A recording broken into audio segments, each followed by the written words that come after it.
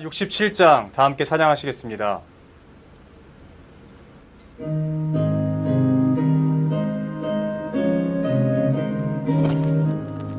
영광의 왕께 아경배하며 그 크신 사랑을 찬송하라. 예부터 영원히 참박되시니 그 영광의 주를 다 찬송하라. 능력과 은혜 다 찬송하라. 그 옷은의 빛, 그 지는 궁창, 그 노래 소리로 주노하시고 폭풍의 날개로 달려가신다. 저 아름답고 놀라운 일이 가득하니까 다 주의 조화. 그 힘찬 명령에 더 잡으시니 저 푸른 바다는 또 자랑이라. 실그릇같이 연약한 인생 주 의지하여 늘 강건하라.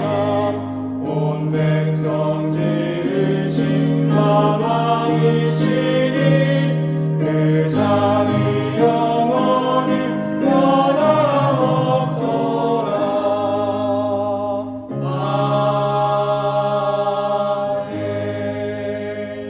아멘. 기도하겠습니다. 모든 만물의 주관자가 되시고 모든 피조물들의 주관자가 되시고 왕이 되신 하나님 아버지 감사합니다. 오늘 하루를 우리에게 허락하여 주시고 하나님의 이름을 부르며 주님 앞에 나와 찬양하며 기도하며 하나님을 만날 수 있는 이 자리까지 초청해 주셔서 감사합니다. 하나님 우리 아버지 되시는 것이 얼마나 감사한 일인지 모르겠습니다. 세상은 기댈 곳이 없고 정처 없이 떠도는 것과 같아 보이지만 하나님이 우리 아버지가 되어 주셔서 우리가 힘이 들 때, 어려울 때, 또한 우리가 기쁠 때 그 어떤 순간에서도 우리에게 새 희망과 새 힘과 새 능력이 되어 주셔서 감사합니다. 하나님 이때에 우리가 하나님을 더 붙잡을 수 있는 믿음의 믿음을 더하여 주시옵소서.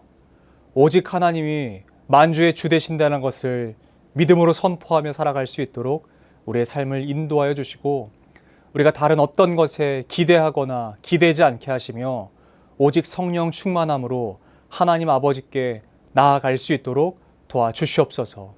나의 참된 주인이 주님 외에 다른 그 어떤 것이 되지 않을 수 있도록 우리의 마음을 청결하고 정결하게 하여 주시옵소서. 오늘도 주의 말씀 앞으로 나아갑니다. 하나님께서 계시해 놓으신 이 말씀들을 우리가 한 글자 한 글자 함께 나눌 때에 주의 은혜가 우리의 각자의 자리에 임하게 하여 주시고 우리가 기도하는 바 하나님께서 응답하시는 역사가 있게 하여 주시옵소서. 그렇게 행하실 우리 구주 예수 그리스도를 믿고 감사드리며 살아계신 예수님의 이름으로 기도드립니다. 아멘. 하나님께서 오늘 우리에게 주신 말씀은 누가복음 18장 23절 말씀입니다. 그 사람이 큰 부자이므로 이 말씀을 듣고 심히 근심하더라. 아멘. 오늘의 근본세 한 문장입니다.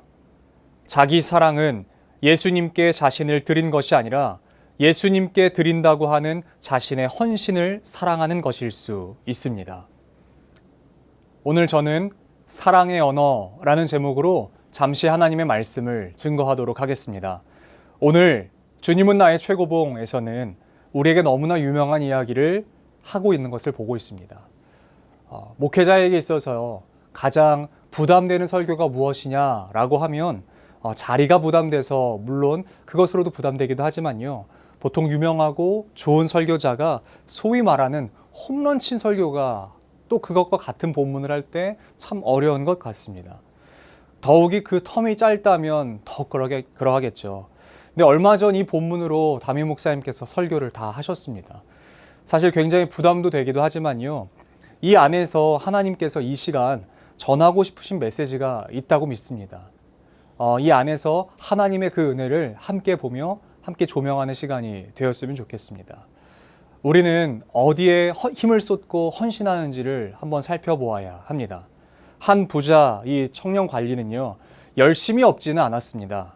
그는 자신이 할 수 있는 한 최선을 다해서 그 삶에서 열심을 다해서 살아갔던 것을 우리가 볼 수 있습니다. 그러니까 당시 금수저로 태어났어도 그가 지킬 수 있는 율법은 그가 직접 지켜야 했다라는 사실을 미뤄볼 때요, 그는 열심을 다해서 최선을 다해서 삶을 살아갔던 것을 볼 수 있습니다.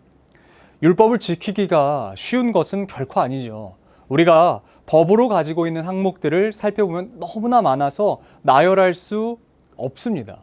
우리나라 법 안에는요, 헌법, 행정법, 소송법, 민법, 상법 등 수많은 그 가지수를 가진 법들이 존재하는 것을 볼 수 있습니다.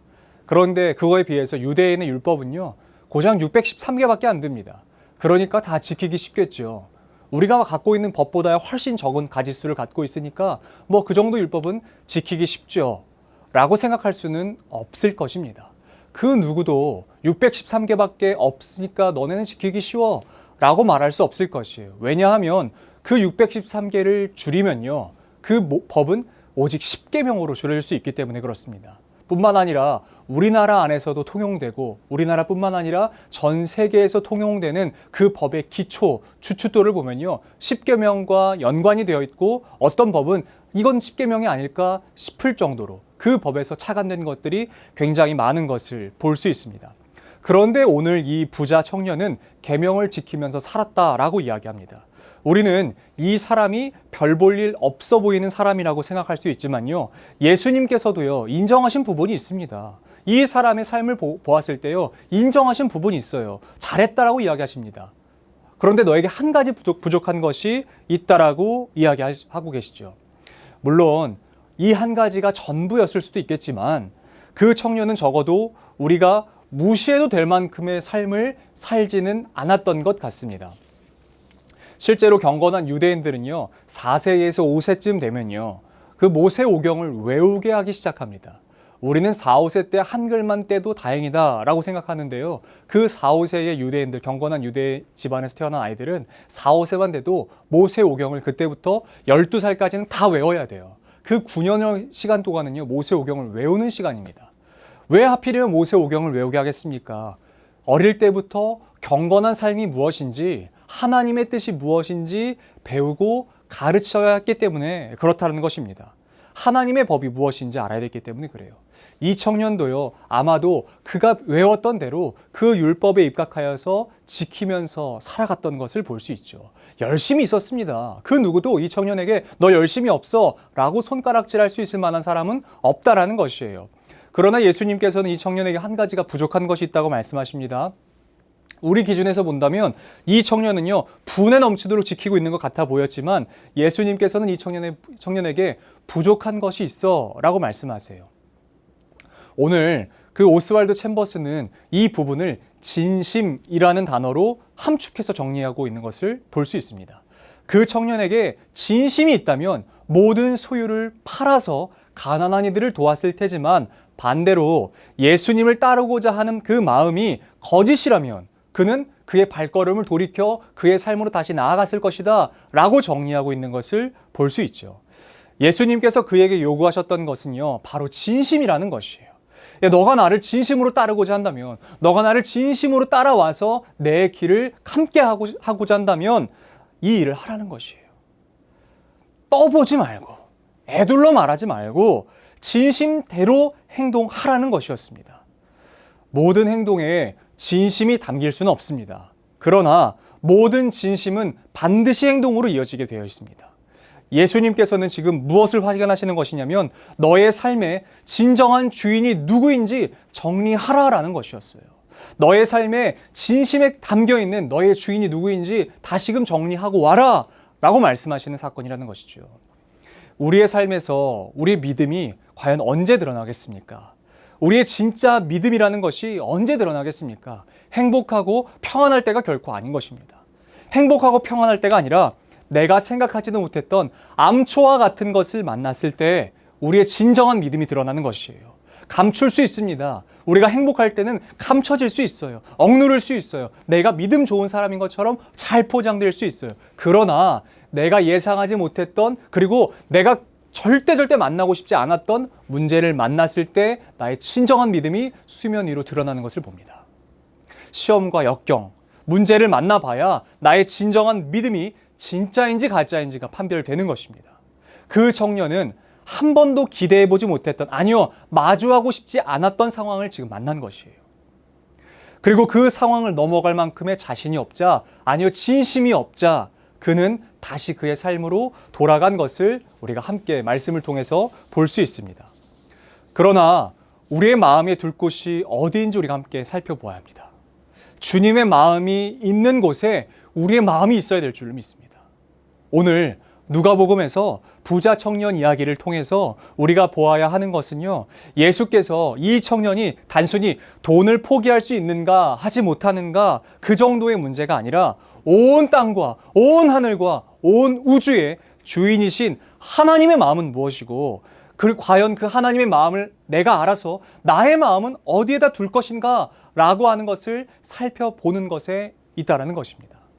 사랑하는 성도 여러분, 혹시 우리는 지금 어떻게 하면 예수님께서 좋아하실 거야, 이렇게 하면 예수님께서 좋아하실 거야 라고 생각하면서 내 생각의 틀에 갇혀서 하나님을 해석하고 있지는 않은가 한번 돌아봐야 될 것입니다. 진짜 하나님의 마음은 거기 없는데 내가 그냥 해석하고 싶은 대로 해석해서 그것이 마치 진짜인 것처럼 나를 속이며 하나님을 속이며 살아가고 있지는 않은가라는 것이에요. 그 게리 체프먼이라고 하시는 분이 책을 썼는데 그 책의 내용 중에서는요, 그 책 제목 중에서는 5가지 사랑의 언어라고 하는 것을 이야기하는 것을 봅니다. 예를 들어서 이 책의 내용에서 이렇게 말합니다. 예를 들어서 어떤 사람은 선물을 받아야 자신이 사랑을 받는다 라고 느끼는 사람이 있다라고 해요. 그런데 그 사람에게요, 어떤 사람이 다시 그 사람의 애인이라고 하는 사람이 이 선물을 받아야 사랑을 받는다라고 느끼는 사람에게, 나는 그 사람이 느끼는 사랑은, 그 사람이 주고 싶은 사랑은 함께 시간을 보내주는 사람이었어요. 그래서 이 사람은 이 사람과 함께 그냥 시간을 보내줬어요. 수많은 시간들을 함께 보내줬어요. 그런데 선물을 받아야 사랑을 느낀다라고 생각하는 이 사람은 자기가 이렇게 얘기하는 거예요. 왜 자기 날 사랑 안 해? 그렇게 많은 시간을 함께 보냈음에도 불구하고 왜 사랑 안 하냐고 되어 묻는다는 거예요. 그러면 서로 안에 상처가 되겠죠. 이 사람은 사랑을 받을 때, 그 사랑을 받는다는 것을 느낄 때 언제냐면 선물을 받아야 느껴요. 근데 이 사람은 함께 시간을 보낼 때 사랑한다고 느끼는 것이에요. 이 사랑의 언어가 다르다는 것이에요. 제가 하고 싶은 말을, 제가 듣고 싶은 말을, 혹은 성도님들께서 듣고 싶으신 말씀을 제가 그 얘기를 하지 않고 그냥 제가 하고 싶은 얘기만 해요. 그러면 아무리 많은 이야기를 나눴어도 대화한 것처럼 느껴지지 않을 것입니다. 마찬가지이겠죠.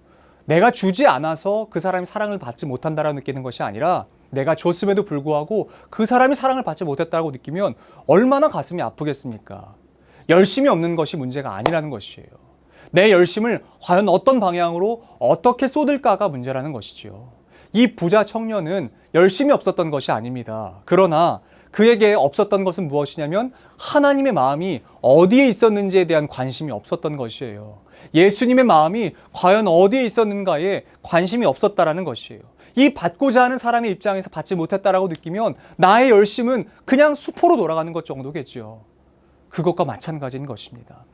하나님의 마음이 없는 곳에 하나님의 마음이 있을 것이라고 생각함으로 내가 그냥 그렇게 해석함으로 내가 열심히 한다면 그것이 과연 어떤 유익이 있을까라는 생각이 듭니다. 과연 그 일을 하나님께서 좋아하시겠는가라는 것이에요. 여러분 잘 아시는 이야기가 있죠. 마르다와 마리아 이야기입니다. 예수님께서 그 마리아의 집에 방문하셨죠. 그때에 마르다는 분주하게 움직입니다. 발이 보이지 않는 만큼, 손이 보이지 않는 만큼 그는 그 집에 초청되어서 들어온 사람들을 공개하고 대접하기 위해서 계속 바삐 움직여요. 그런데 참 얄밉게 마리아는 예수님 발치 곁에 앉아가지고 그냥 예수님께서 하시고자 하는 그 말씀만 들을 뿐이에요. 그래서 마르다가 예수님께 이야기하죠. 예수님 좀 제발 좀 마리아에게 이야기하셔가지고 좀 저 좀 도와주게 좀 해주십시오. 힘들어 죽겠습니다. 제가 이렇게 열심히 하고 있는데 마리아 쟤는 뭐 하는 겁니까? 좀 제게 좀 말 좀 해주십시오. 라고 얘기했을 때 예수님께서 뭐라고 말씀하십니까? 좋은 것 하나 선택하는 것이 더 좋다고 말씀하시며 그 좋은 것을 마리아가 선택했다라고 이야기하십니다. 그러니까 우리가 이 말씀을 통해서도 함께 살펴볼 수 있는 것은 우리의 열심 없음이 문제가 아니라는 것입니다. 우리의 열심이 과연 어떤 방향으로 가고 있는가? 과연 어떤 방향으로 하나님께 나아가고 있는가라는 것을 살펴보아야 됩니다.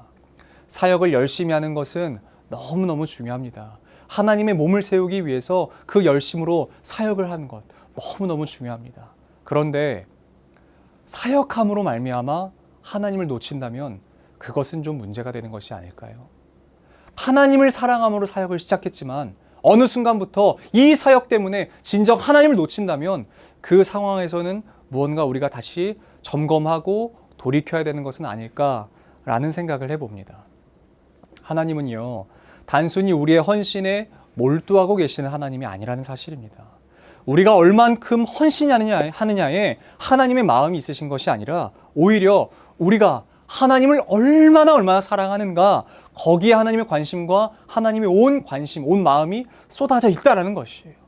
그러니까 하나님은요, 우리가 하나님을 향한 그 마음이 얼마나 있는가를 보고 싶어 하시는 것이죠.